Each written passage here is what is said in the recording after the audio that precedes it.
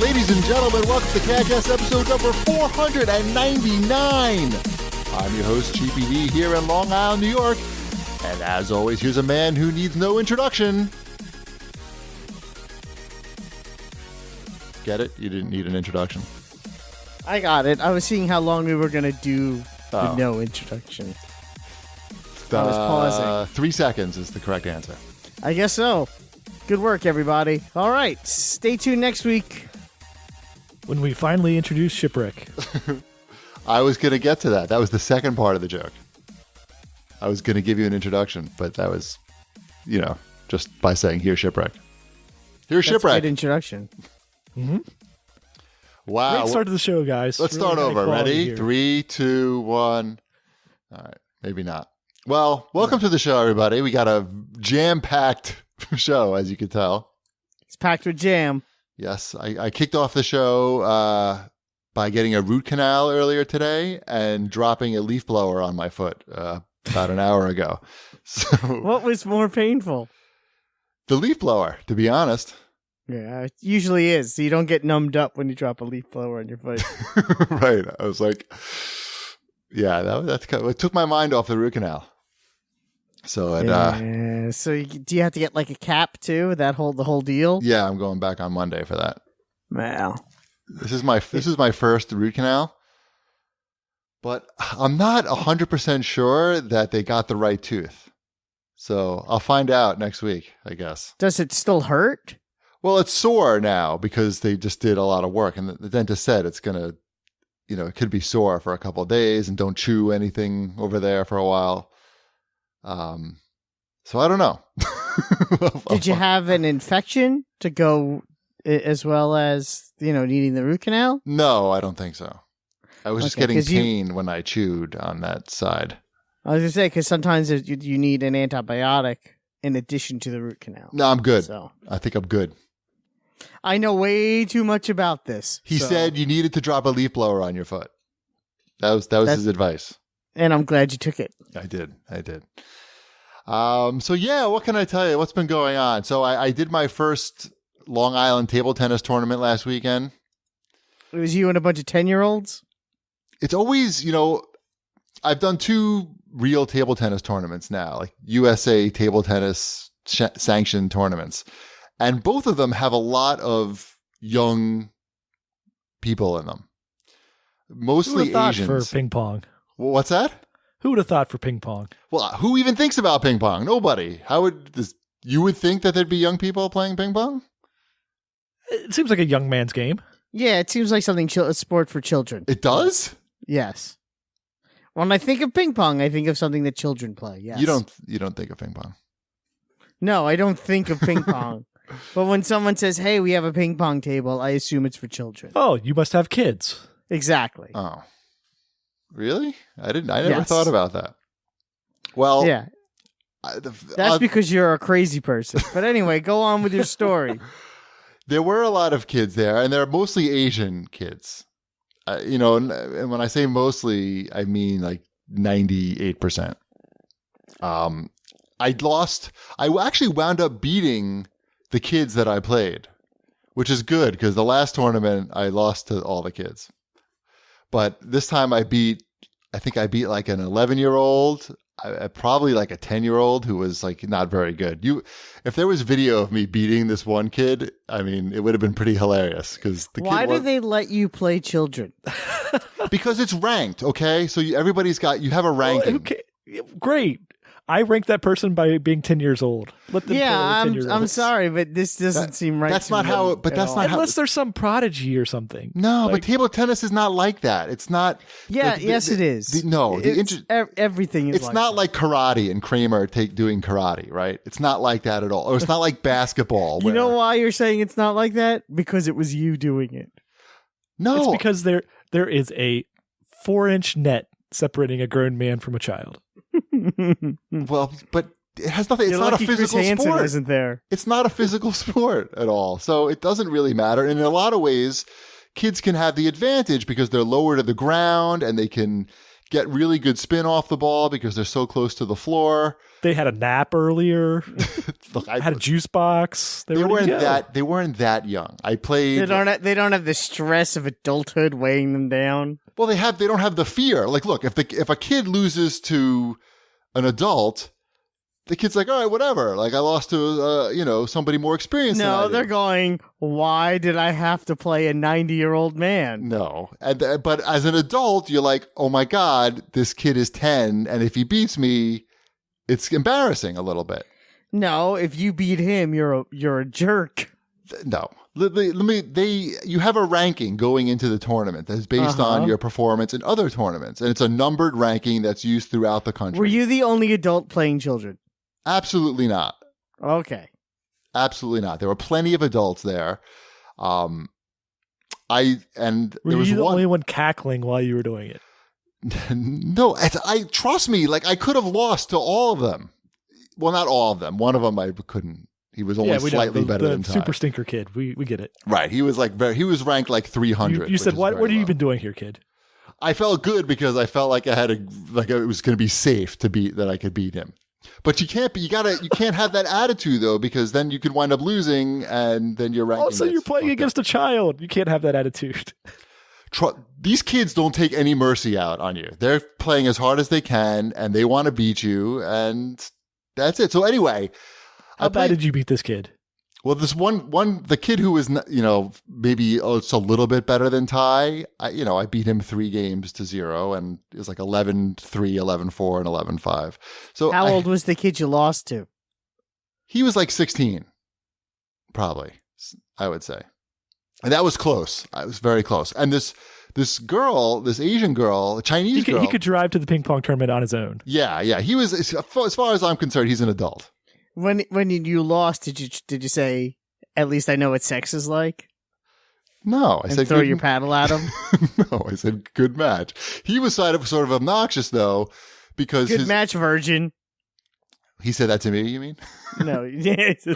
No, I mean, apparently I didn't, Mrs. Cheapy was watching the match and I didn't see this happen, but his friend was waiting for him to finish the match. His friend, they served Kentucky Fried Chicken at the tournament for free if you were registered for the tournament. And his friend was eating the Kentucky Fried Chicken while watching and telling the other guy to hurry up so he could come eat Kentucky Fried Chicken with him. And apparently the guy said, "Oh, don't worry, this won't take long." I didn't hear that, luckily, because that would have upset me. But it did take long because I took him to the fifth game and it was very close. He must have been so hungry. Well, I didn't eat lunch either. Did you have any KFC? No, I did not. I'm not eating KFC. Why? It's good enough for the president, but not good enough for you? Yes. No, look, I've just had all this great exercise. I don't want to blow it by having KFC. But there was the one girl who I played and who I actually wound up warming up with. She was probably, I'd say 14. But, she was very serious. She had her coach she had 3 people there coaching her and, cheering her on and everything. And she was very good. She actually, I think she played 10 matches that day and won 8 of them. And she only lost to me and another guy who won one of the other divisions. At any point, did one of the adults taunt one of the kids by playing ping pong with a drumstick instead of a paddle? No. Trust me, plenty of adults lost to the kids. There were kids there that could beat, all the adults probably. How old was the winner of the tournament? There's a lot of different divisions, right? There's probably 10 different divisions. So How old was the winner of your division? He was old. He was an adult. He was probably 60 or 50. He must have been proud. Why? No, I mean, it was the easiest division. And okay. It has nothing to do with age. It had kids in it. You have some of the best. A 10-year-old. Right. It doesn't matter. Some of the best players in the world are 16. Okay. It doesn't really mean anything. You have to take my word for that. You have to understand, there's not many things that I know more about than you guys, but this is probably one of them. How many hours do you spend watching YouTube videos of people playing table tennis? I have a job. Exactly. That's my job, watching table tennis. Anyway, so this good work girl, if you can get it. All right, let me tell you this story. So this girl, she's 14. She had 2 coaches with her. her, friends like cheering her on and stuff. And this was in the easiest division that I played her. Some of the professional Chinese players, every time they win a point, they yell out something in Chinese. Every point that they win. And it's, I understand, like, you're playing in the world circuit or whatever. You're, you want to get yourself psyched up. You want to try to like psych out your opponent. I get it. Like, it's your job, right? But this is the easiest division in this tournament. And she's doing it to me. And she was beating me. She was beating me pretty handily in the beginning. And it was getting very annoying. So, and I was losing pretty badly. And finally I got like a point after losing a lot of points. And as a joke, like I yelled out like, yeah, like as a joke, whatever. But then I started beating her. I started like getting my shit together and she started making mistakes and she started like talking to herself and like getting upset. She's like, oh, I can't do it. I can't do it. The coaches are calling like timeout all the time to coach her during the match and everything. And I think we went to game 5 and I beat her. And I was very happy because it was tough and she was really good. And obviously she plays a lot more than an hour and a half a week, which is what I play. So anyway, after I beat her, like I made her cry, obviously. You broke her spirit. And I didn't notice that, but Mrs. Cheapy told me that she was crying because I don't like to look at the people. Did you ever see the movie Dodgeball? I picture your wife sitting in the stands, like the wife of the guy with the glasses. That's all I can picture, just with so much contempt on her face. My wife? Yes. In what way? Just not wanting to be there. No, I think she had a good time. It was fun for her. I had free chicken. Everybody she didn't have any chicken either. But most of the people that I played had their coaches there. Well, the kids did.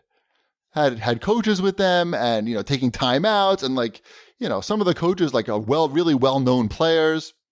Well, I mean, and for people who know about ping pong. I understand. Anyway, so at least I beat this one girl who is obnoxious. And, there's no reason that she needed to be yelling out like, Cho! In the under 1,000 bracket. Like, it was a little ridiculous. But she went very far in the other divisions. She was finished second place in the next highest division. So maybe I won 3 out of my 8 matches or 3 out of my 10 matches or whatever. But, I felt like I did okay and it was fun. And now you can look forward to these stories every other month because apparently you're still talking about this? They're going to be having them every other month. Yeah, it was exciting. It was exciting for me. Okay. Okay, I have a question for Wombat may have the modern answer. I don't know. But Shipwreck probably does not. So I want to test Shipwreck. This is an unrelated, non-ping pong related question, but it does involve children. Complete the phrase, Shipwreck. Sticks and stones may break my bones, but... words will never hurt me? Okay. Wombat, you complete the sentence.